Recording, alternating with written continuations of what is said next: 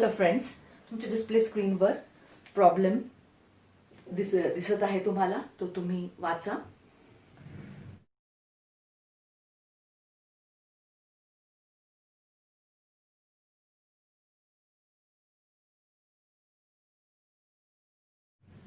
तर आपण डिस्कस करतो आहे problem 1.5 on the vertical circular motion.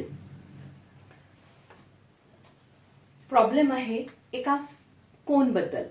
So एक छोटासा असा आपण एक बॉल बिअरिंग किंवा स्टोन किंवा गोटी असते, तुम्ही लहानपणी खेळलेले आहात गोट्या, तर तशी एक गोटी आपण घेतली आणि आपण याच्यामध्ये जर ठेवली तर आणि मग ही गोटी आपण याला जर असं मोशन दिली तर ही गोटी कशी फिरणार आहे? इन सर्क्युलर मोशन अशी ती फिरताना आपल्याला दिसते आहे, राईट? सो इथे so this is the cone. Okay, आणि त्या कोनचा अँगल किती दिलेला आहे त्यांनी? तर सेमी व्हर्टिकल अँगल, असा हा जो सेमी व्हर्टिकल अँगल आहे, सेमी म्हणजे half. So semi vertical angle of the conical section of the funnel, असा हा जो फनेल आहे त्याचा जो सेमी व्हर्टिकल अँगल त्यांनी दिलेला आहे तो आहे 37 डिग्रीज इतका दिलेला आहे. आणि maximum velocity of the stone or the ball inside it is 2 meters per second. म्हणजे याचा अर्थ काय की 2 meters पेक्षा जास्त जर व्हेलॉसिटी त्या बॉलची झाली तर तो याच्यामध्ये रोटेट न होता तो बाहेर निघून जाणार आहे. सो आणि विचारलेलं आहे की काय त्यांनी, तर calculate the inner radius of the brim. So ही जी ब्रिम आहे त्याची, ही जी ब्रिम आहे याची इनर रेडियस आपल्याला फाइंड करायला सांगितलेली आहे. याची इनर रेडियस ही फाइंड करायला सांगितलेली आहे. तसंच त्यांनी अजून फ्रिक्वेन्सी बद्दलही आपल्याला विचारलेलं आहे. नाव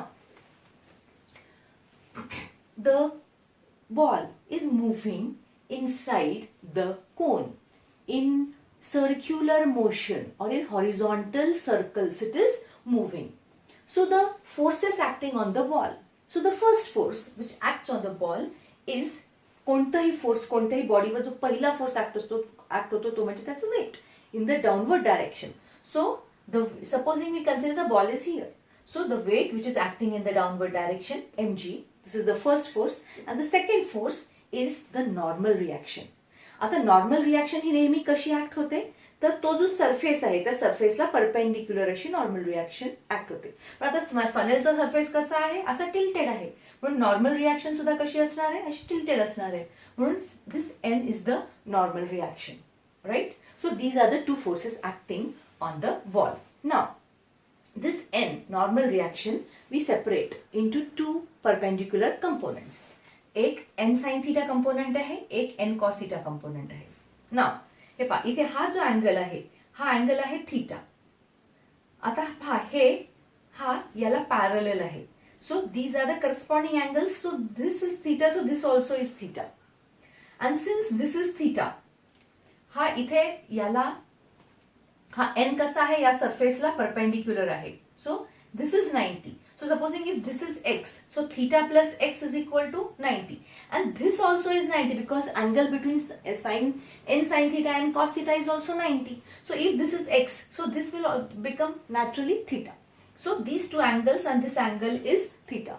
Now, weight mg is balanced by n sin theta component of the normal reaction. आपल्याला माहिती आहे की जे फोर्सेस आहेत, व्हर्टिकल फोर्सेस ते एकमेकांना बॅलन्स करत असतात आणि हॉरिझॉन्टल फोर्सेस एकमेकांना बॅलन्स करत असतात आणि मग सिस्टम ही इक्विलिब्रियम मध्ये राहते.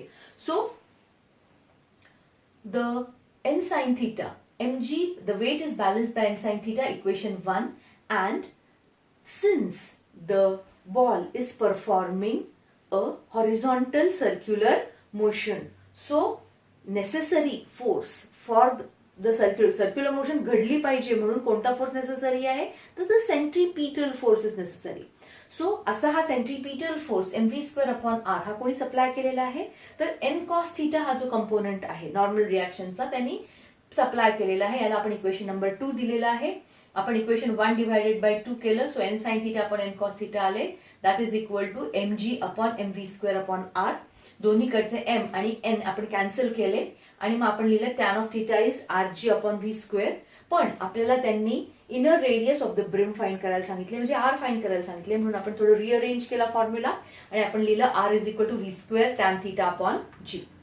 नाव त्यांनी आपल्याला सांगितलेले की inner radius of the brim म्हणजे सगळ्यात टॉपवरचा जो कोनचा भाग आहे त्याचं इनर रेडियस, म्हणजे तिथे रेडियस कशी आहे, इथे रेडियस कशी आहे, थोडी कमी आहे, इथे रेडियस कशी आहे, मॅक्सिमम ऑफ द रेडियस आहे. म्हणून आपण या फॉर्म्युल्याला थोडंसं परत रिअरेंज करू. सो आर ला आपण काय लिहिलं, आर मॅक्सिमम लिहिलं, कारण मॅक्सिमम रेडियस आपल्याला फाइंड करायची आहे. मग ज्या वेळेला बॉल हा ब्रिमवर फिरत असतो तेव्हा त्याची व्हेलॉसिटी पण मॅक्सिमम असणार आहे. सो व्ही इथे आपण लिहिलं V maximum square tan of theta upon G. ना आपण याच्या व्हॅल्यूज टाकल्या, R maximum is equal to 2 square tan of 37 degree upon 9.8. So R maximum is equal to, याची व्हॅल्यू काढली 0.3 meter. So the radius of the brim is 0.3 meters हे आपण find केलेलं आहे. पुढे त्यांनी विचारलेलं आहे की तुम्ही फ्रिक्वेन्सी बद्दल सांगा की what is the minimum or the maximum frequency.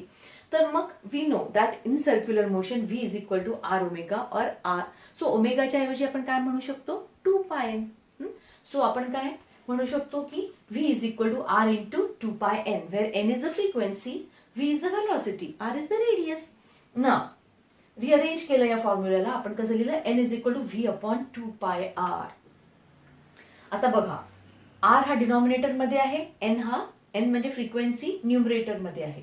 So if R decreases N increases, म्हणजे जेव्हा आर हा टेंडिंग टू 0 आहे, जेव्हा आर हा खूप कमी आहे तेव्हा फ्रिक्वेन्सी कशी असणार आहे, खूप खूप जास्त आहे, म्हणजे नियरली टू इन्फिनिटी. पण ऍक्च्युअल केसमध्ये जेव्हा आपण हा येतो त्याच्यामध्ये तो बॉल बेरिंग टाकतो आणि जेव्हा आपण बघतो तर ज्या वेळेला रेडियस आपण कमी कमी करत जातो त्यावेळेला तो जो बॉल बेरिंग आहे तो आतमध्ये फसतो आणि त्याच्यामुळे आपल्याला मॅक्सिमम फ्रिक्वेन्सी ही जनरली फाइंड करता येत नाही.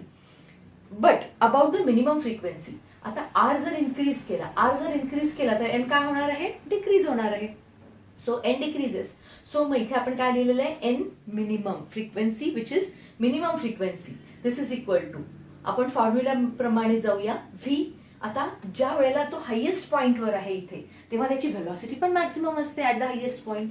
सो इथे आपण लिहिलं V maximum upon 2 pi R maximum, कारण हा रेडियस पण मॅक्सिमम आहे कारण तो त्याच्या ब्रिमवर आहे, त्याच्या अगदी वरच्या टोका जवळ आहे, म्हणून रेडियसही मॅक्सिमम आहे आणि त्याची व्हेलॉसिटी सुद्धा मॅक्सिमम आहे. सो इथे आपण V maximum upon 2 pi R maximum values टाकल्या, 2 अपॉन 2 इथे पायची व्हॅल्यू आणि आर मॅक्सिममची व्हॅल्यू टाकली आणि इथे आपण आन्सर काढलेलं आहे. The answer is 1 revolution per second. म्हणजे ज्या वेळेला तो जो बॉल आहे तो जेव्हा 1 रेव्होल्युशन एका सेकंदामध्ये करतो आहे त्यावेळेला तो तो इथे राहू शकेल, ही मिनिमम फ्रिक्वेन्सी आहे. ह्याच्यापेक्षा जर कमी फ्रिक्वेन्सीनी जर तो रेव्होल्युशन करेल, म्हणजे समजा 0.5 रेव्होल्युशन तो एका सेकंदात करत असेल, अशी जर त्याची फ्रिक्वेन्सी असेल तर मात्र ती सर्क्युलर मोशन घडू शकणार नाही. दिस इज द, पण ह्याच्यापेक्षा जास्त फ्रिक्वेन्सीनी जर तो रोटेट होत असेल, 2 रेव्होल्युशन्स पर सेकंड, 3 रेव्होल्युशन्स पर सेकंड, अजून जास्त 10 रेव्होल्युशन्स पर सेकंडनी सुद्धा तो मूव्ह होऊ शकतो, पण 0.5 रेव्होल्युशन पर सेकंडनी तो मूव्ह होऊ शकत नाही. Because the minimum frequency according to the formula, so that everything is in equilibrium and ball bearing is moving in the horizontal circles inside the cone. So ती किती आहे, 1 revolution per second. Thank you.